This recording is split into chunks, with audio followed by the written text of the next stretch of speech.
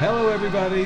Welcome once again to Wednesdays with Larijuana. Every Wednesday right here on Cannajuanabuy.com, we bring you the latest information on adult use and medical marijuana from all over the world. This week, we have a great article from Cannabis Now magazine written by Angela Baca. And this is from July 20th, and I'm just going to read some excerpts from it. As you know, the cannabis industry is just blowing up and everybody wants to get into it. But here are 5 things that the straight business world continues to get wrong about marijuana. Once again, this is from Cannabis Now magazine. As the multi-million-dollar cannabis market transitions above ground, there is no shortage of conflicts and confusion while investors and entrepreneurs scramble to get their heads in legal pot. The earliest cannabis markets were served by those willing to break the law, not necessarily people who had professional business sense, and the transition to a more mature legal market is now upon us, especially now that the nation has watched the successful launch of adult use legalization in Colorado.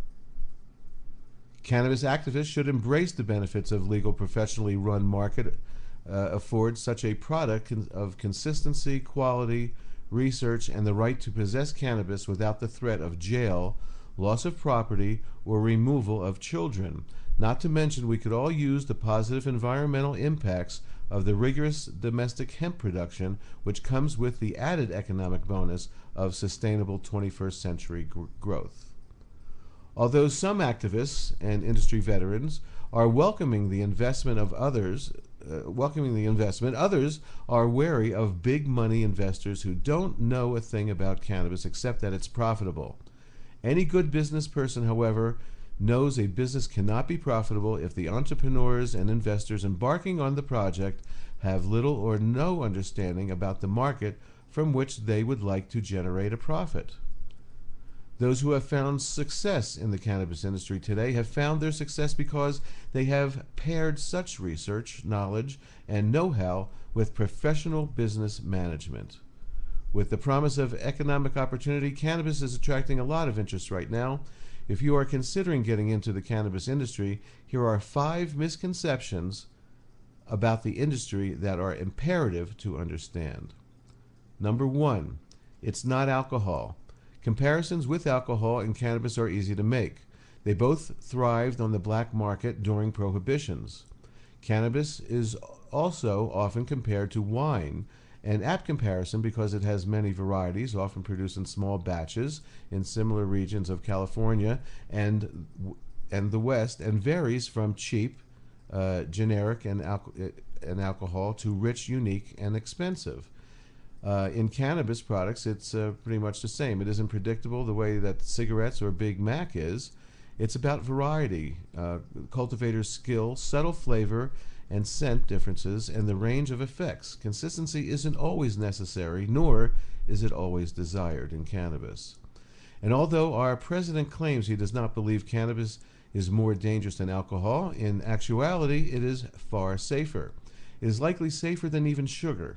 Not to mention, it is far safer to have in your system than alcohol if you are driving. So, as a vice intoxicant, can we really compare alcohol to marijuana? The answer is no.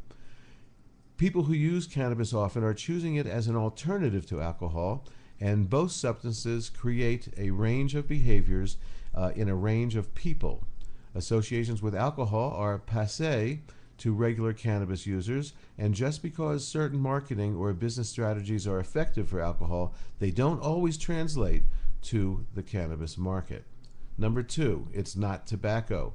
Rumors have swirled for years that major cigarette manufacturers such as Philip Morris have already purchased land in California's Emerald Triangle, where they intend to start their cannabis mega plantations to supply the nation with cheap, low-quality, pre-rolled cannabis cigarettes. Although most products are smoked, often pre-rolled for convenience, that is where the comparisons end. Smoked tobacco use claims 480,000 lives in the U.S. every single year, and 16 million people currently suffer from smoking-related illnesses. Cannabis loses no lives every year, and has even been proven to have anti-cancer properties even when smoked. Although, inevitably, there will be a portion of the market that demands low-quality, low-cost, pre-rolled marijuana cigarettes, the majority will likely move towards more innovative products like tinctures, topicals, oils, ointments, capsules, and edibles. Number 3, growing isn't easy, nor is it cheap. Repeatedly in mainstream business articles about the cannabis industry, the phrase marijuana is easy to grow is always glaring. Actually, a glaring fallacy prominently displayed somewhere near the nut graph. Perhaps this idea was encouraged by the slang term weed, which implies rapid growth. That is particularly true. Marijuana is easy to grow. Good marijuana is not.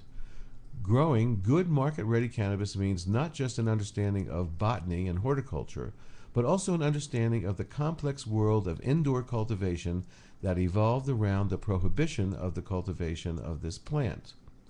Indoor cultivation is extremely expensive.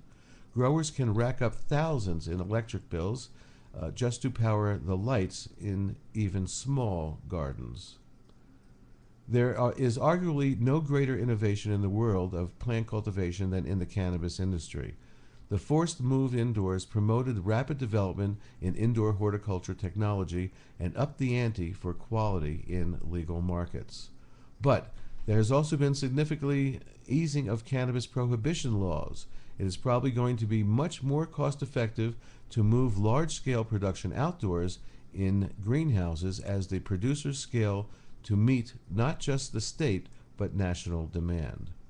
The takeaway from all this here is the same as California's gold rush in the 1840s and the green rush in 2009. Don't quit your day job unless you really know what you're doing or have hired someone who does. The real winners of those rushes were the providers of picks and shovels. Very few people will get rich from growing marijuana in the legal market. Number 4, know the basics at least. Here is a basic list of things that you should probably know if you want to get rich in the cannabis industry. The endocannabinoid system and how it works, the effects of different cannabinoids and terpenes, the history of medical marijuana and those who made it happen, the law, cultivation cycles, the products already thriving on the market, and general attitudes about cannabis regionally. In this industry or any other, never underestimate the value of market research. And number 5, not all cannabis users are young white men. Sure, in the past, the marijuana market was mostly white men ages 18 to 24, or at least that has traditionally been the demographic that has consistently been out of the closet about their cannabis use over most of the latter part of the last century. Women spend $7 trillion on consumer goods annually, and over the next decade are set to control more than 2/3 of the consumer wealth. Appealing to women isn't just politically correct, it's financially sound.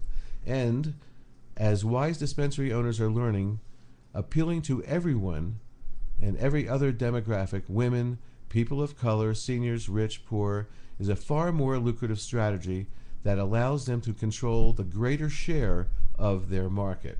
The real winners in this industry will be those who build a solid reputation for quality, professionalism, and a solid understanding of the wonderful world of cannabis. Once again, this was written by Angela Baca. Thank you, Angela. She is a San Francisco Bay Area writer and journalist. You can read the rest of this article at Cannabis Now magazine. Don't forget, right here on Cannajuanabuy.com, the greatest prices and all kinds of cannabis products for patients from dispensaries, wholesale, retail, fast shipping, Cannajuanabuy.com. Don't forget my show, Medical Marijuana Radio, on mmjradio.com every Saturday night at 7 p.m. Mountain Time. Peace and love, everybody.